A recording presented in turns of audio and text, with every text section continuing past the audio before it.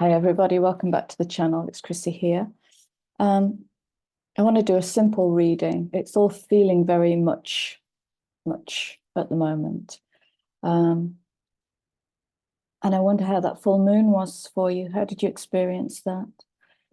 So all I've done is gone to like the simplest oracle deck that I have, Sacred Destiny Oracle. These are just one word thought cards. And this is screaming Aquarius. Okay, so Mm,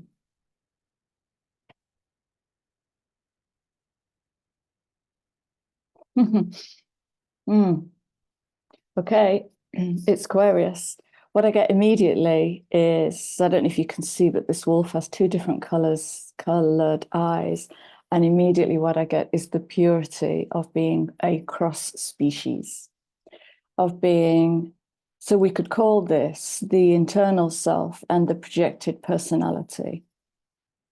And the question that's being asked here is about how in alignment they are in the House of Aquarius. House of Aquarius is where do I bring my uniqueness into a collective without sitting under the Weights and Measures Act, without being attached to being liked, being seen, being validated, all that codependent stuff. And in my own purity, how do I stand alone in that within a community? And it also speaks to the uncomfortable, prospect of holding your own.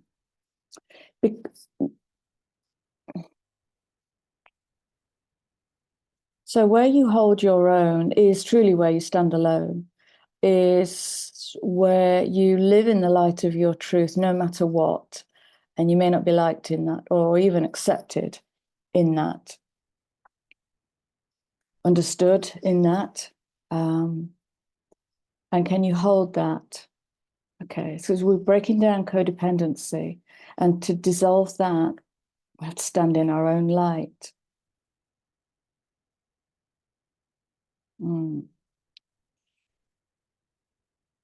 Okay. This to me is Kundalini on a stick. This is raising that energy. And there's so much Kundalini coming onto the planet in the reworking of the masculine and the feminine energies to bring them into a deeper sense of union and passion and harmony, so that your inner feminine energy can go into full receptivity and the masculine can come in. And having let go of his need to please, having let go of his place in the world, I want to say,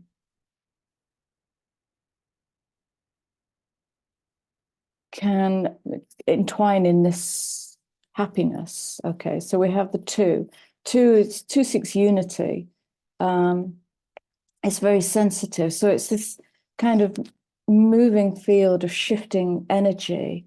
So rather than this linear, you're this and I'm that, therefore we equal this, there's this, oh, you're that now. Okay, well, let's move there and see how that feels. It's a higher level of sensory perception, which will come in with Kundalini. I can't guide you strongly enough at the moment to play with Kundalini energies. They're there. This is the sacred sexuality of birth. And in the main, society understands that in the lower chakras, sex equals gratification and birth. This is the much higher expression of sexuality.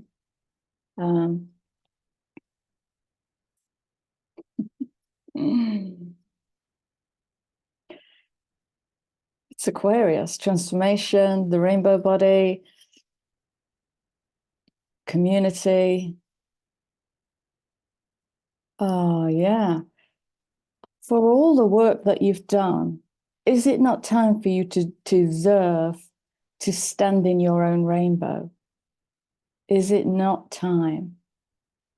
Is there any trace of you that thinks there's that little bit more work to do? There's lots of playtime. I mean, yeah, you can play, you can learn something new, but it's the motivation. If the motivation to do it is coming from the intellect, that's what we're dissolving. If it's coming from pure passion, sexual creation, this passionate expression of fire, so bringing the intuition into the emotions to fuse it in the belly, in the fire, we forge in fire, and to birth from there is to stand in the light of your own transformation, in the light of others, within an old paradigm that seeks to please or judge or defend, all of that old stuff. And can you feel all of that old paradigm start to slip away? I'm still seeing lots of traces of it in the collective, but it feels weaker somehow, like it's losing its grip.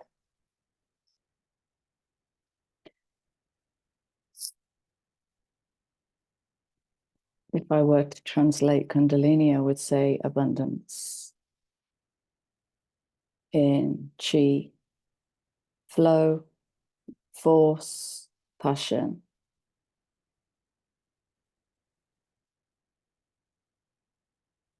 Dominion, authority.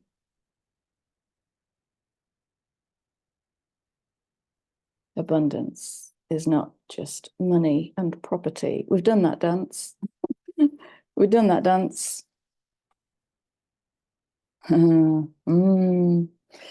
Okay. Yeah. Dolce fa niente. The joy of doing nothing. Okay. Oh, wow. Births the new leadership. Right. Okay. This is beautiful. Thank you. Power. Okay. Let's do this slowly. This is what we're birthing. Okay. So illumination is allowing that new light to come in and shock you and jar you and pull you out of an old paradigm comfort zone where, yeah, you finish that sentence. I don't want to go there because the energy here is a bit gorgeous. So allowing yourself to be illuminated, obviously raising your light, working on the rainbow body, and then learning to stand in that because it will set you apart.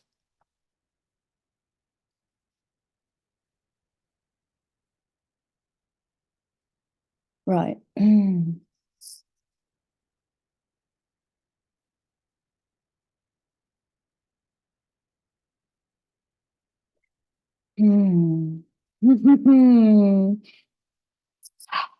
It's this higher heart.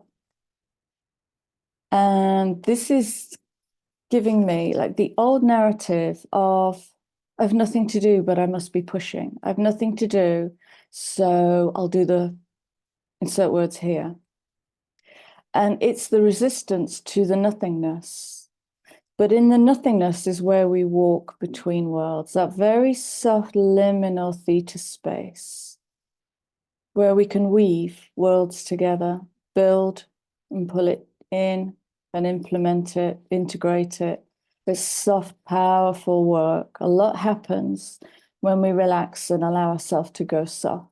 But the patriarchy wants you to work and push and strive and drive. Okay.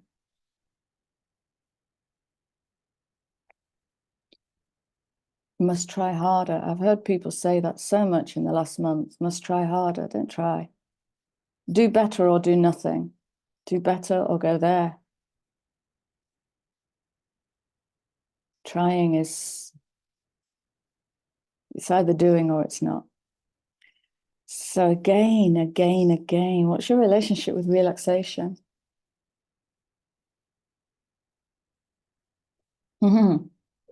What's the contract you have to fulfill to sit your ass down for half an hour?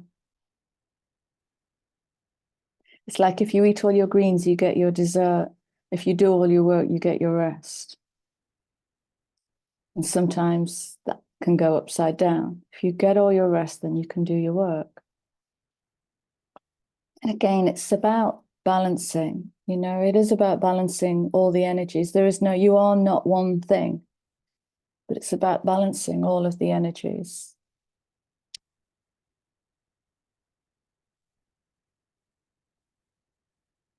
So, illumination, relax. It's just like this, relax and let it flow, relax and let it come in.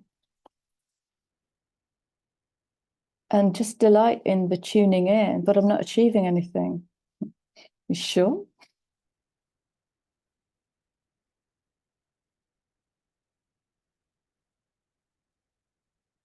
Just delight in the magic that is all around you. Have you ever noticed if you walk into a wooded area and maybe the wind turns, or maybe the birds sing?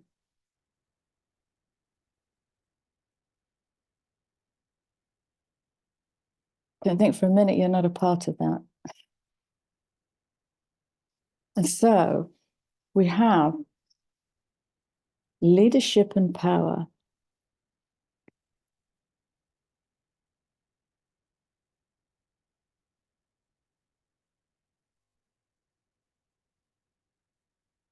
This is very celestial. North Star, Pole Star.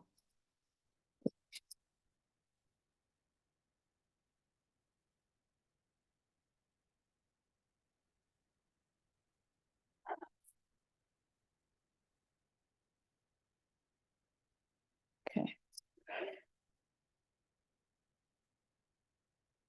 So when we purify those needy emotions and dance with Kundalini to come into our power, and then we take that stillness and that power, that self-knowingness into that, is that the new leadership? Is the new self-managing leadership about owning yourself without shaming yourself or justifying or defending yourself? Is that the new leadership? Leave it as a question, see what else comes through. Personal power. Beautiful. Wow. Thank you. I'm going to wrap it up quickly. Well, not so quickly. Where should we go?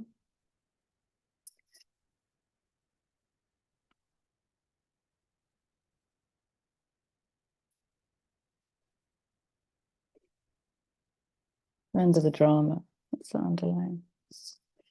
Surrender the drama. Okay, what can we surrender to in this?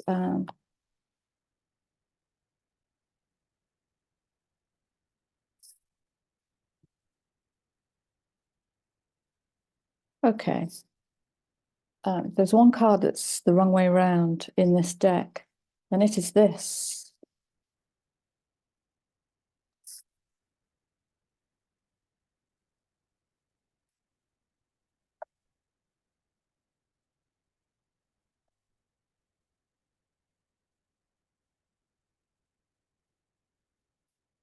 I know some beautiful people in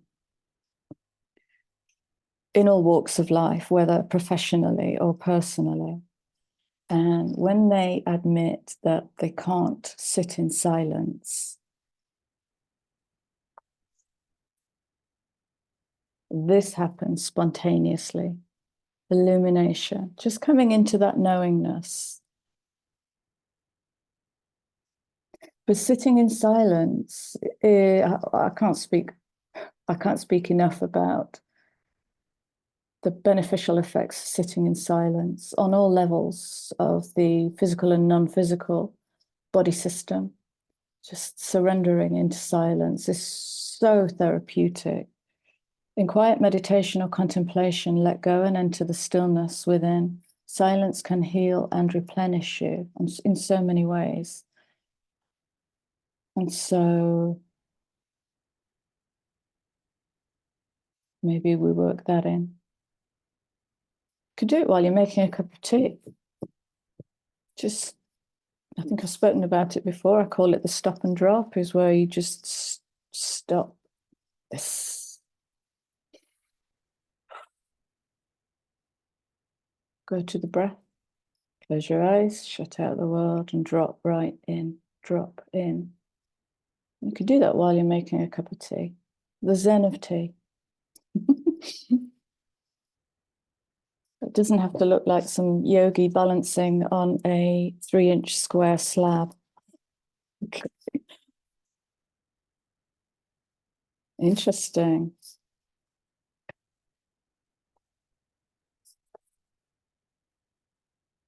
Oh, goodness.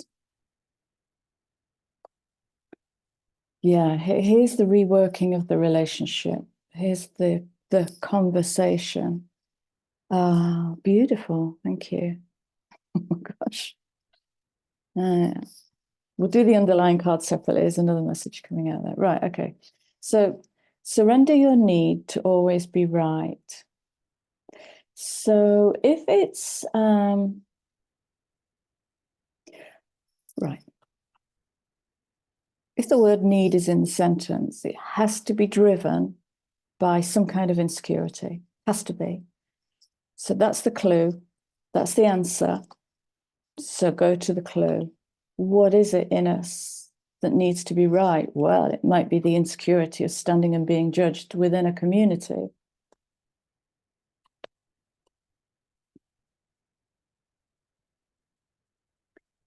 And yet, and here it gets deep.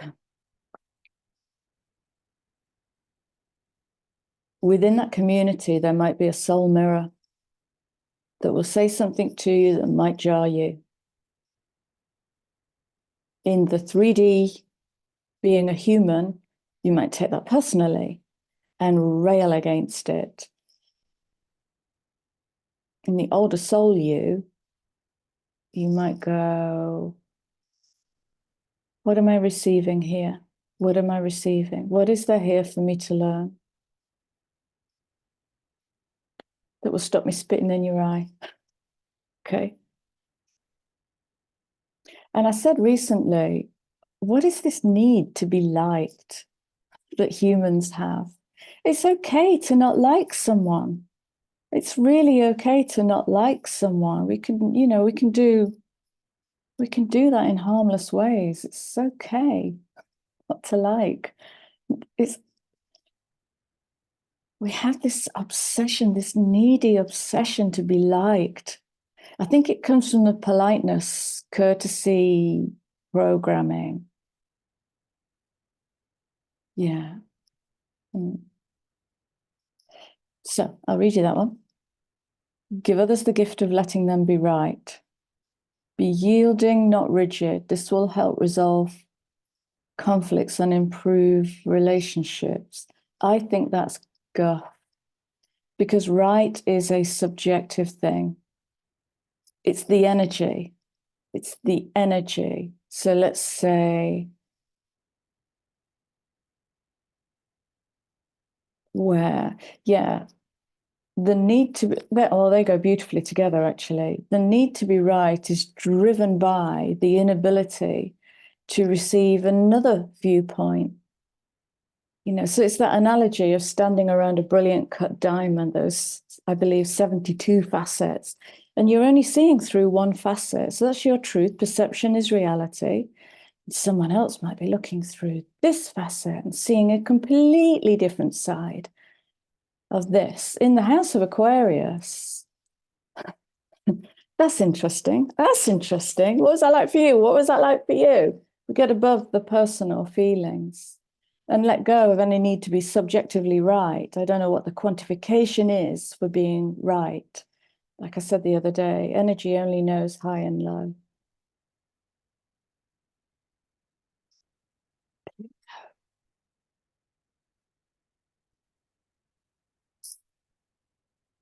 I was going to say something there and it's just irrelevant. Right. Allow the love and support of others in, rather than trying to handle everything yourself. This can take the pressure off and simultaneously nurture you, because, when someone tells you something that you may not want to hear, there's all sorts of variables to this. Let's keep it really simple. Let's say they gently but firmly say, are you sure about that? We have choices. We can get stuck in that right and never change it. Or we can ponder.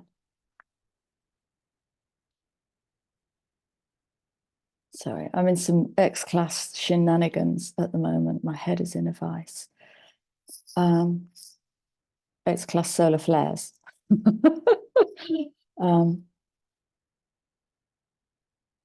Yeah.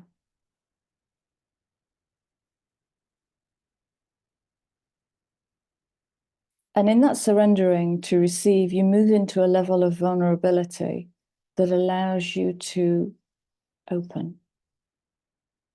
We can't open when we're in our right. Might is right. I get my power from my right. I feel safe in my right. So when we allow a challenge to come in, just notice that little drop of poison from the serpent to come in and sting us. Can we meet that like an old soul and surrender to it? And that will just open and open and open. Your power is in your vulnerability. Your honesty is in your vulnerability. Your life's journey has been perfectly designed for your soul's growth. Embrace every lesson and every moment.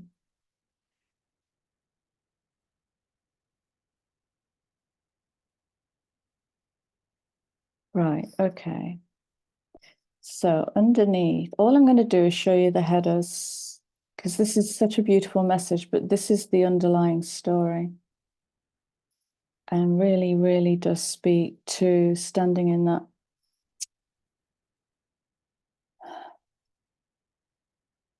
Aquarian futurist, dare to be different kind of energy.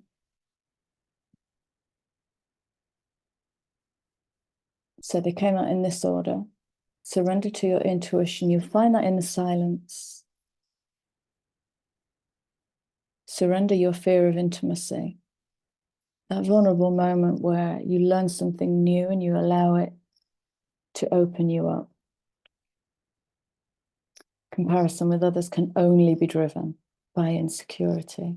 So when you find yourself, retrograde season tends to bring this in for people. So when you find yourself comparing, then retrograde is bringing up your insecurity. That's the magic. Fear of, well, we're human. It's hardwired into us, fear of change.